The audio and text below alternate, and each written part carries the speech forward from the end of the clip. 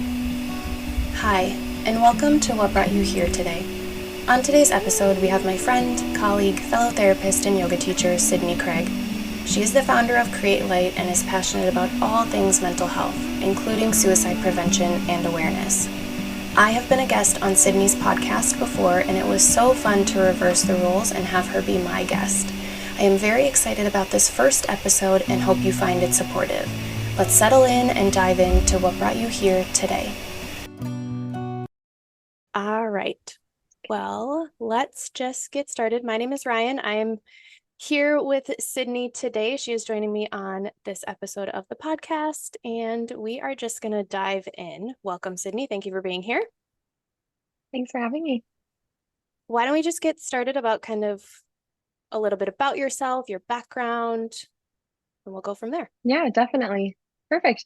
I'm Sydney. I'm a pre-licensed marriage and family therapist, and I actually just graduated from the same program that Ryan was in. That's how I met her. I graduated just in May. So right now I'm out in the field kind of as a new therapist, navigating and finding what, populations I'm really interested in working with. I'm working at the same place I did my internship at. So I work in the Twin Cities, Minneapolis area, working with, oh gosh, all different populations. I work with kiddos, I work, with adolescents and teens, I work with adults, older adults, families, and couples. I've recently found I'm really interested in continuing my work with kids and families specifically, but yeah, kind of all over the place right now and just trying to get as much experience as I can. And it's been super awesome to have Ryan as a colleague and a friend, just navigating the same world together. So I'm really excited to be on here today. Yeah, thank you again for being here. And it is so crazy to think that we met through the St. Thomas program, getting our master's, and we're kind of thriving, I guess, out in the world, Yep. like as therapists. And I feel like we're thriving. We are figuring it out and we are doing well. hmm And that's partly there's a Yep, huge demand for mental health services. Um, definitely. but also I feel fortunate that we both kind of have similar interests and should like trajectory for our professional work. hmm Um, so Well, I'm yeah, that's how curious. we kind of connected because, well, we connected because we went to the same yoga studio and we were in the same master's program. And now we're like both here doing our work together with kids and families and also teaching kids yoga. That's also something we're doing if you're interested in, which we'll probably talk about a little bit later. But yeah. Yeah, definitely.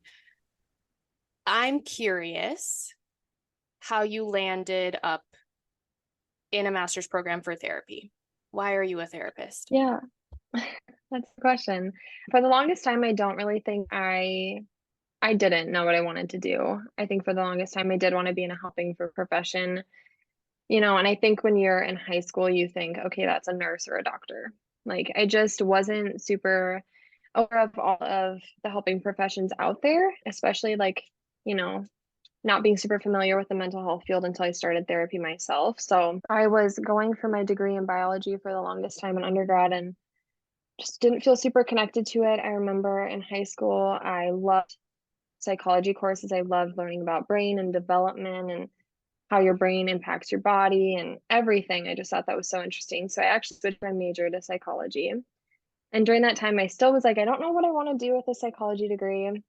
I was going through some personal stuff at the time. This was probably when I was 18, 19 years old.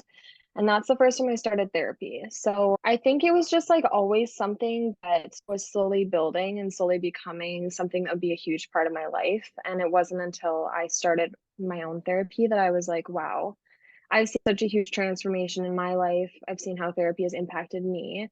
I want to be this person for other people. So that I didn't really figure that out until sophomore and junior year of college. And I think you have a lot of pressure when you're 18 to like, okay, figure it out. You're in college. And I switched my mind so many times. And then when I landed on therapy towards the end of college, I like never wavered. So I applied to a graduate program. I'm from North Dakota, so I moved here, went through the program, graduated, and yeah, it's kind of how I ended up here. And you stayed. And I stayed. I love the community. I've created such a community from school and now in my work and in like a local yoga studio. So it's an area I really love. I love being in and I love my clients more than anything. How do you think your own therapy has kind of like assisted or changed your journey to becoming a therapist? Yeah, I think it's changed it in a lot of ways. I think it's really opened my mind to how much our emotions impact every part of our life. And when you don't express your emotions or you're not able to in a healthy, safe space, it can really affect you long term. And I think, as an adult, it's why I'm so interested in working with children in early intervention because as a child, there's a lot of things that don't work through. And a lot of it resurfaced when I was an adult. And I know if I would have worked through that, when I was younger, it probably wouldn't affect me so much. So when I was finally an adult, able to kind of make that choice for myself, like, okay, we're going to start therapy and kind of figure out and work through these like dysfunctional patterns you've been so used to in your life. It just, I mean, it's life changing. And I think that, it can sound cliche, but it is. So that's just how therapy has impacted me in such huge ways. And I think that's what drives me to make such a difference in the lives of my clients too. I hope that answered that question. Yeah, for sure. Do you think that some of that, like, had you not started your own therapy, your practice as a therapist would look wildly different?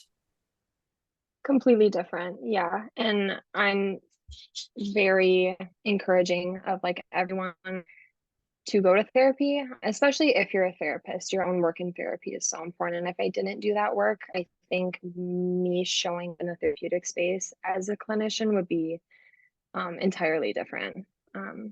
Because I think I had to work through a lot of my own things and that I have answers. I think people might, have this preconceived notion that therapists have all the answers and they don't need their own therapy. And that's not true. Like, we still need that support and, just assistance because we are carrying a lot of like other people's stories. So yeah, I think it'd be a lot significantly different. I can agree with that too. And I think that Yeah. as also someone who works with children, like I find myself sometimes being a little set off or upset by their experience. And Hmm. like I don't love the word triggered. I feel like it's really overused. So I'm and maybe not Hmm. always used in the right context. But sometimes Yep. their childhood experience reminds me of my own, and I don't think I could effectively help them process that if I didn't do it on my own. Yeah, exactly. Like, and not that it doesn't still affect us, like, because you can empathize with what they're going through, but being able to come from a place of, I really empathize with you, but instead of like letting this affect me and affect our work together, I'm gonna kind of in a way allow it to like empower this space that we're in because in a way I've been it's not an exactly similar situation but had those experiences and showing up in a way of I'm here to help you is huge because you've gone through it and you are aware of the tools on how to get through it. Is there a part of you that's like shares some of your childhood experiences and like your own experiences with clients? And Yeah. what has that experience I been like? Yeah, that makes me smile because I also think that I wouldn't say it's controversial necessarily. I think that's a really strong word in like just the mental health field, but I think personal disclosure can be really powerful. Sharing like your own experiences and not taking away from that client's like lived real life experiences, but I've shared things that I know will help the client feel less alone. And I think, for example, I just started working with a client and she's really hesitant to start therapy. This is her first time in therapy. And all I said, like she was super quiet the first session, second session, really didn't want to open up. And all I said was, I know how scary starting therapy can be because I've been there and I was really scared when I started therapy.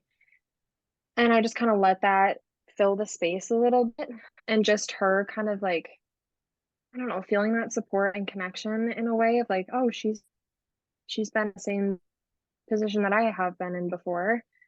She really started to open up after that and felt comfortable sharing. And I think that just goes to show how I wouldn't say self-disclosure is always like the right approach, but I think in you know your client the best as a clinician. So I think it can be really, really helpful.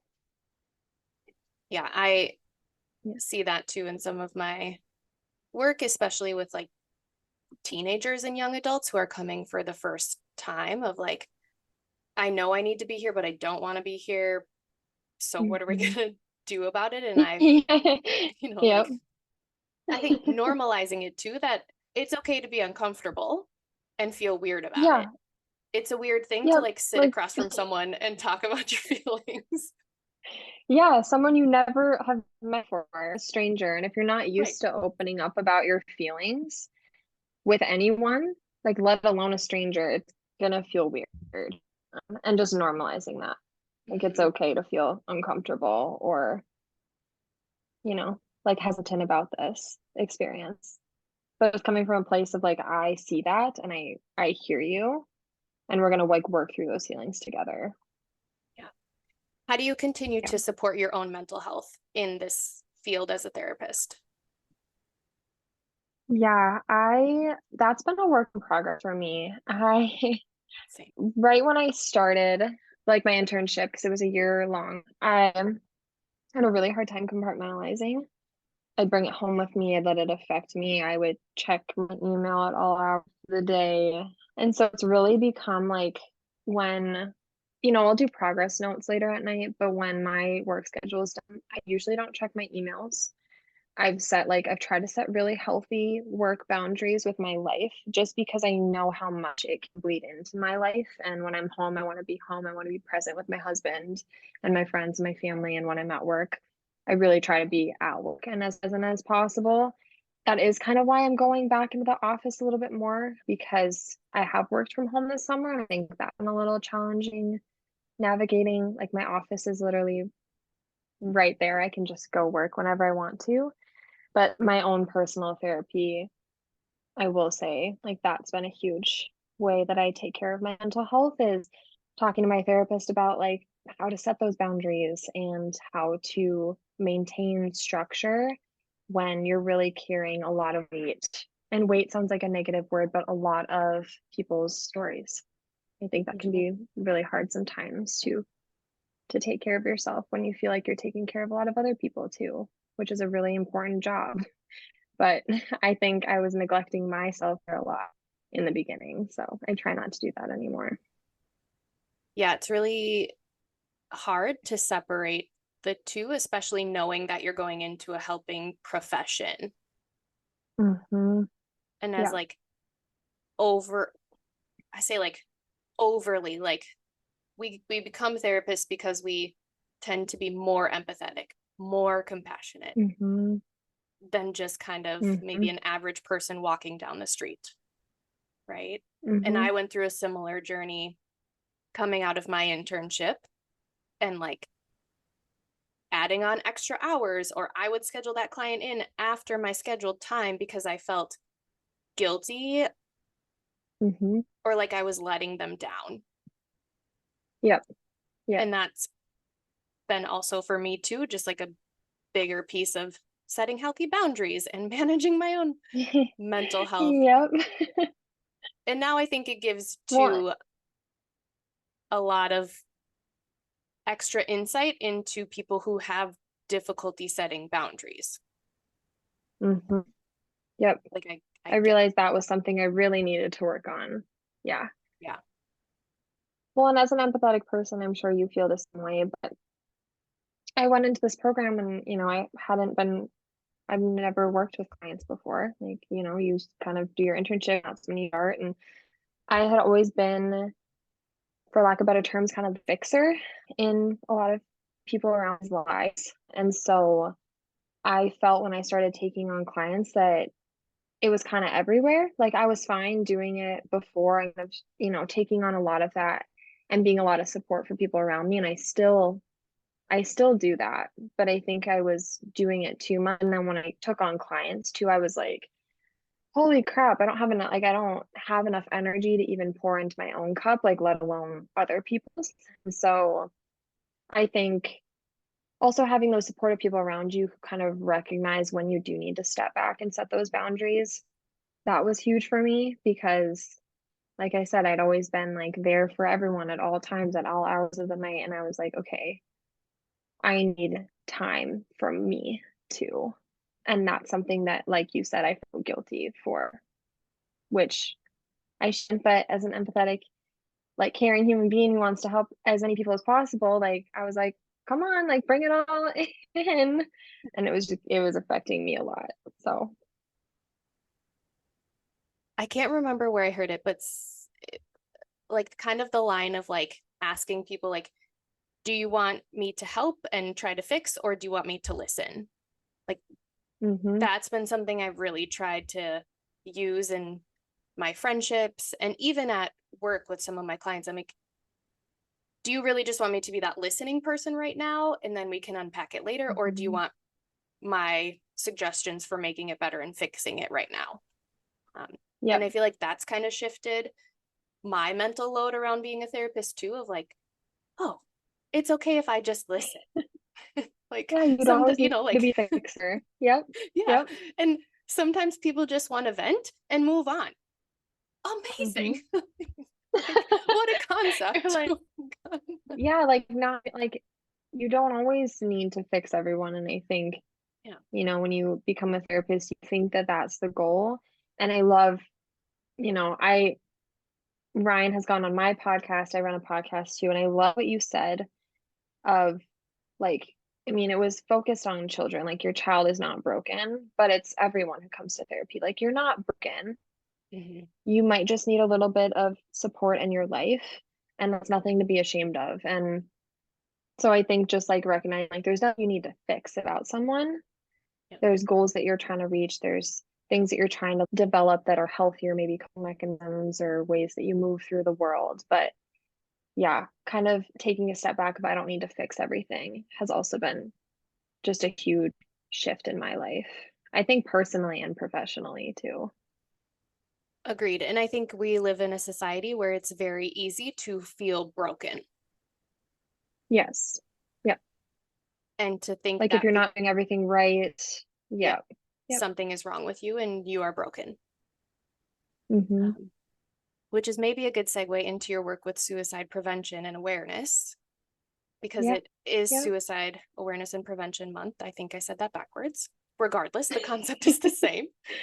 But I know this is Regardless. something that you are very passionate about. Mm. Yep. Why? Yeah. So actually, on this day, 6 years ago, I lost a friend to suicide. So I'm yeah, sorry. I think that's my biggest why. And then a year later, one of my family members died to suicide. So I think that was around the same time I started going to therapy myself. And so I think all of that, like I said, was kind of it all played a role in why I'm a therapist today. And so that happened in 2017 and then 2018. And then I struggled for a lot of years. I was in therapy for a lot of years, kind of working through a lot of my feelings, like not only from that, but just like my childhood experiences. I feel like a lot of it built, I suppressed a lot of it. I was really struggling mentally. And so I was like, I want to create a community where people don't feel so alone because I had gone through years of mental health issues. I felt like I was kind of dealing with them alone. And I had realized like so many people around me too, when I would start to like be open about it, they were like, oh my God, me too. I just feel like you can't really talk about it. Like mental health is so stigmatized. So in 2021, I started a clothing company and I still kind of run it today. It's called Create Light. And the meaning behind the name was just like to create light out of the darkness because when you're in that dark place, you kind of feel like there's no light in it. So decided to start that, and I've been selling clothing, and the main focus is to just spread awareness to let people know they're not alone. And then 10% of all of those profits from clothing have gone to a different organization to support mental health every month. So my big focus, especially this month, all year around, like it's important all year round, but specifically this month is suicide prevention. So yeah, that's kind of my passion in life. So that's kind of what I try to work on with my clients too, is just creating a healthy, supportive environment for them and knowing that they're not alone. Yeah. And Create Light's kind of evolved now, right? Mm-hmm. Into the Yeah. podcast. Anything else? It's mainly the podcast Okay. and working. I still do events. So I would Oh, say right. probably, up until 6 months ago, it was really focused on the clothing aspect of it. And another boundary I had to set with like work and life is I was doing all of that alone. So I was ordering the clothing, creating the clothing, selling the clothing, and it just got to be a lot. So I do still sell some clothing on my site, but about 6 months ago, I shifted to really focus on the podcast side of Create Light because my whole mission from the beginning is just to spread awareness, talk about mental health, make it less stigmatized, let people know that there's support out there. And so, what better way to do that than to talk about it? So, I talk about, my own personal journey, my healing and my growth, and I talk about, different mental health related topics. So, it's just something that I've really enjoyed a lot. I've had a lot of guests on. I've had Ryan on, which was incredible. So if you haven't listened to that, I would recommend listening to that. But yeah, I think it's just created more of a balance and a shift in my life because I just love talking about mental health. So what better way to do that than to start a podcast? And I still do suicide prevention, like events and fundraisers with the clothing side of it as well. What has Create Light brought to you or given to you since you started it? A sense of community.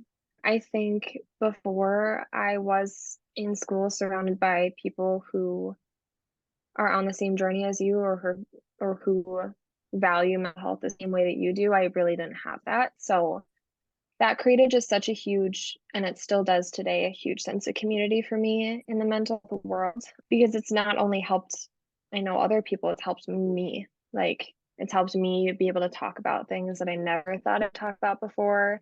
It's allowed me to have more support with my own journey. And it's just this beautiful community where there's some like reciprocity in it of just like growing and healing. That's amazing. Where Yeah. do you see it going other directions in the future? Like, or is this kind of where it's at for now? This is, I think, where it's at for now. I would love to be a part of even more events.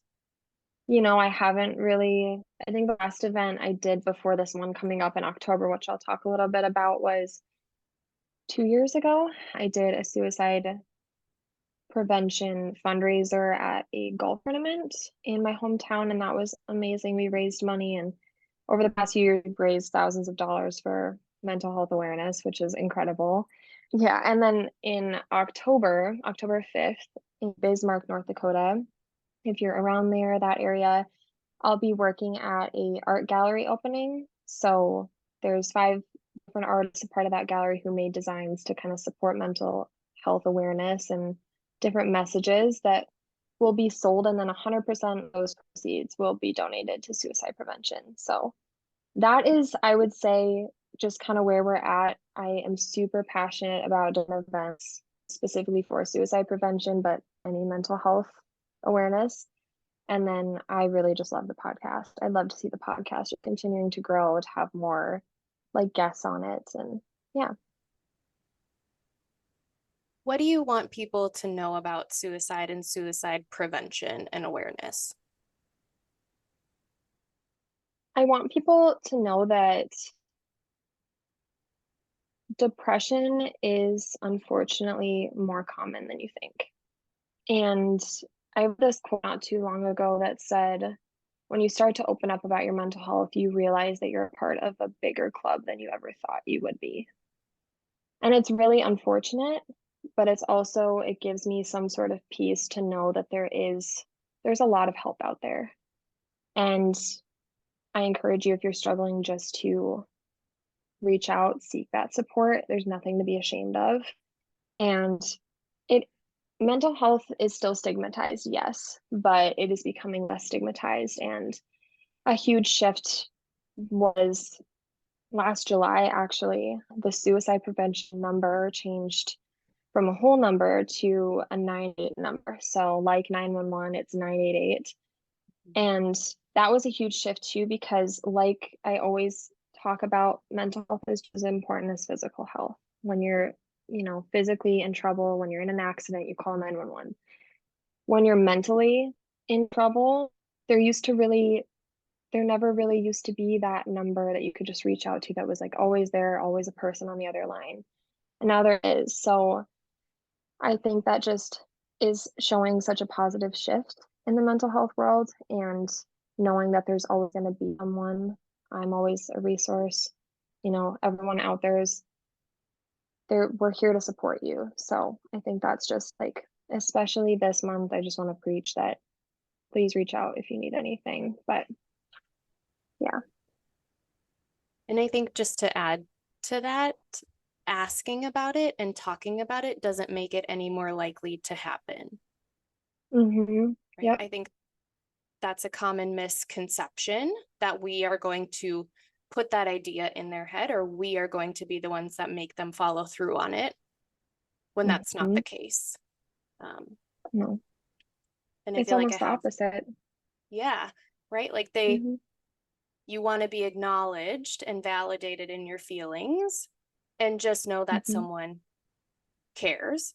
And I think Yep. one of the sweatshirts that I have from you is "The world is a better place with you in it." Right? Mm-hmm. Yep. And how beautiful, like, that is beautiful, and more people need to hear that and know that. Yeah. Um, Yep. so I just think that's important, especially for us, like as people who work a great deal with children, and parents might be scared to Mm-hmm. bring that topic up. Like, Yep. it is okay. Your child really Yep. does want you to take an interest and to ask how they're Mm-hmm. doing. Yep. Because it's And opening the floor to have that bigger conversation. I yeah. think when you don't talk about it because you think it's gonna, like we mentioned, with like trigger something, it's almost like silencing that person in a way. And there's shame that comes with it of, okay, if I can't talk about it with my closest friends or family, who can I talk about it with? So, shifting from the topic of suicide awareness and prevention, like Sydney mentioned, her and I have known each other, it's been a couple years now, because I graduated Yeah, a while ago and you graduated this. Yeah. So it's been a definitely little 2 years. while, Yeah. and we've really started to come together and do some work together, for the greater community, and really working to reduce the stigma around mental health and bring some more resources out into the community. So we have a yoga workshop coming up that we are doing with children, at the end of this Mhm. month, which is September 30th. And then you are doing the event in North Dakota. Did you say October 5th? Yes, October 5th. Yep. Okay. Yeah. And so just some great resources, and we can link some resources to this podcast. But Sydney, where can the people find you? Yeah, so my handle on Instagram has changed to Create Light Podcast. So you can find me there, find me at createlight.org. And then I'm also on Facebook. I'm not as active on Facebook. I mostly just keep that for my grandma. But I still post everything up there. I'm just not as interactive, I would say, on Instagram. So if you ever have any questions or want to reach out to me, my email and my phone number are on my Instagram, and you can also DM me. And you provide therapy services in Minnesota. Yes. Yep. In Minnesota, I am at Resiliency and Health Institute in Golden Valley. So you can find me there. You can find me on Psychology Today. But yeah, work with a lot of different age ranges. And yeah, I love the work that I do. And it's just really powerful and impactful to like sit with a person in the therapeutic space while they do empower themselves to like make a change. And so that's just really awesome to sit with a person through that. We have just a few minutes left. Okay. I have a final question for you. If you could start a movement that would bring the most amount of good to the most amount of people, what would that be? What have people said in the past? I know it's open for interpretation. My answer historically has been having a greater societal shift toward validating, acknowledging, and learning about mental health. I don't think we will Mm, ever fully reduce the stigma. I don't think mental health will ever reach the level that like medical healthcare is. But I yeah. think if I could make a change and start a movement, it would just Mhm. be to see that shift that like it's okay to not be okay. Yeah. No, and I feel like that's a really good question. I feel like going back to what I had said before about like I believe physical health is just as important as mental health. And I think just creating a space where people's perceptions of mental health is the same as how they view physical health. And I've said this before in podcasts and blog posts, like when people break an arm, a lot of condolences of like, oh my gosh, I'm so sorry this happened to you. What can I do? A lot of sympathy. Whereas, you try to die by suicide or you say you're depressed and people kind of walk the other way. Yeah. So, and not always, but I think as a society as a whole, we really have a hard time knowing how to approach or help people that are struggling with mental health. And so creating just a space and more of just a community where that's as supported as physical health is. Yeah. It's Yeah. it's important. It shouldn't be frowned upon. But I think part of it is Yeah. that it's scary. Yeah. Like a broken Yeah. bone is easily fixed. Yeah. And I think that's just, unfortunately, it takes time with everything. Like therapy takes time. People's perceptions of mental health, it takes time. Fortunately, when I started therapy, so like mainly because I had a lot of support from my family. And I know that's not always the case, but a lot of my family members have been in therapy and they saw me struggling. And I remember my dad was like, you should see someone. And not in a way of judgment, not in a way of shame, just you should go see someone. And I wish that everyone thought about it that same way. But I do have hope because we are staying and a lot of people are entering the mental health field as, you know, people just wanting to help other people. And, even the shift, it seems small, but from a huge number you can't remember to a small 3-digit number, those are small shifts that are happening over time. And it's just really awesome to see that change. Yeah. Our progress is going to be little but mighty. Yes, Yeah. you can't change the world, but even if you can change a few people's worlds, I think that's Yeah. that's enough for me. Yeah. I agree. Well, this has Mhm. been such a delightful conversation. Yeah, I'm always so is with glad. you. I know.